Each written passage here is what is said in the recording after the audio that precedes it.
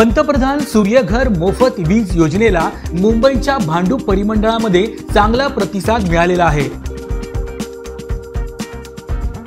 महावितरणाच्या या परिमंडळात 600 ग्राहकांनी आपल्या घराच्या छतावर सौर ऊर्जा प्रकल्प बसवलेले आहेत आणि त्यामधून त्यांना मोफत वीज मिळणे देखील सुरू आहे। यामध्ये ठाणे शहरात 53 तर वाशीमध्ये 150, पेणमध्ये 397 अशा एकूण 600 ग्राहकांनी सौर वीज मिळवण्यास सुरुवात केलेली आहे। यामुळे त्यांच्या वीज बिलाची बचत होत आहे।